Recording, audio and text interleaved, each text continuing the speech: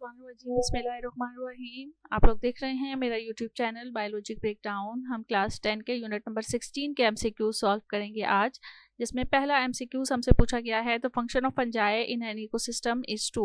इसका correct option है B, return nutrients to the environment. Number second है, ecosystem constitute population, environment, community and food chain and habitat. तो इसका correct option है C, community and food chain.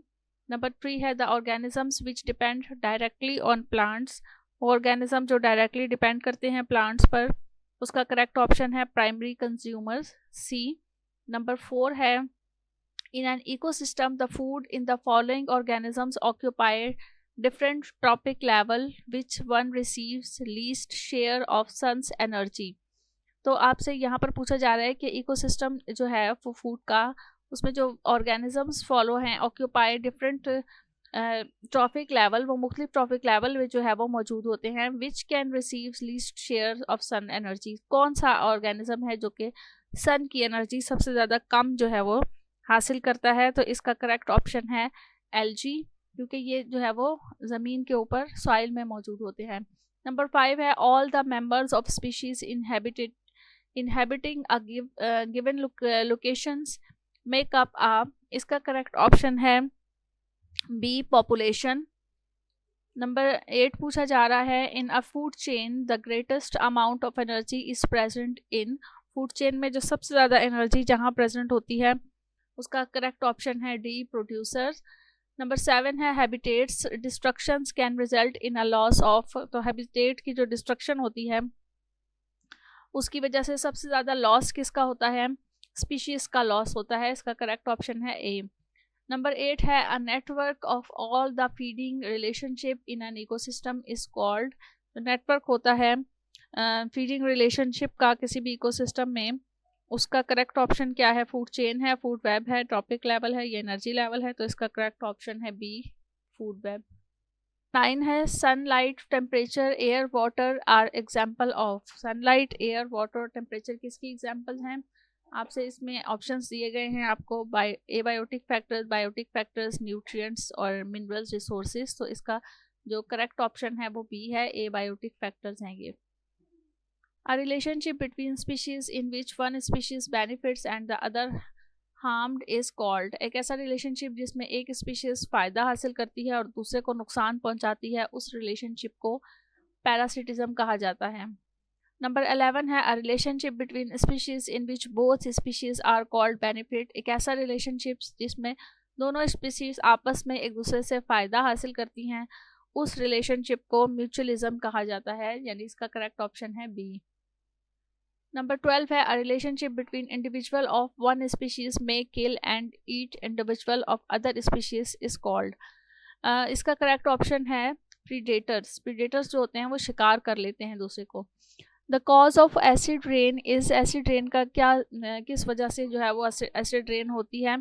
तो इसका correct option है air pollution, A option है इसका ठीक।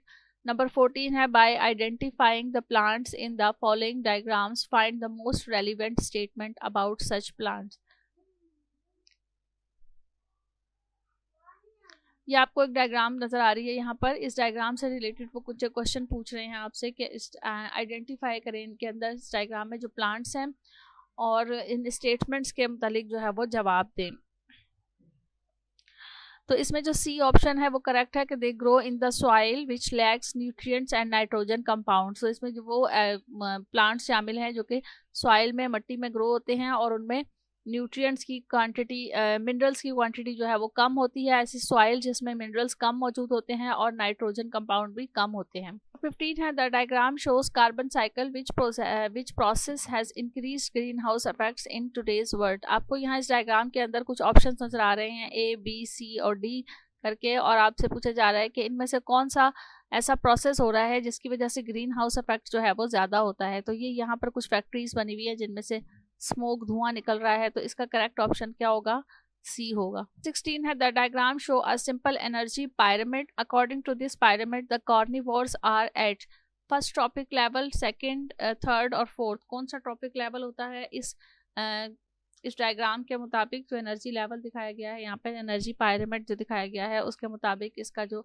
करेक्ट ऑप्शन है वो है third trophic level. The diagram represent part of carbon cycle. नीचे एक और डायग्राम आपको दिखाई गई है और इसमें जो है वो आपको बताया जा रहा है कि यहाँ पर जो है वो कार्बन साइकिल दी गई है और इसके अंदर जो XYZ हैं उनको आप बताएं कि उनमें क्या जो है वो ऑप्शंस आएंगे।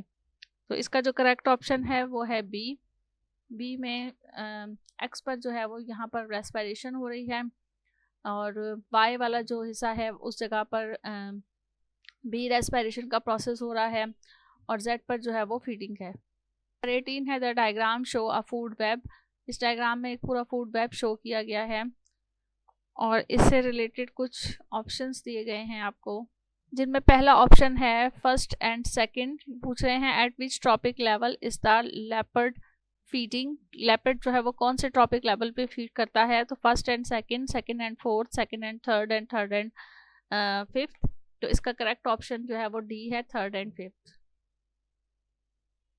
तो ये हमारे एमसीक्यूज थे यूनिट नंबर 16 के। नेक्स्ट वीडियो में हम यूनिट 17 और 18 के एमसीक्यूज सॉल्व करेंगे। साथ रहिएगा इसी यूट्यूब चैनल बायोलॉजिक ब्रेकडाउन पर। Thank you so much. अल्लाह हाफिज़।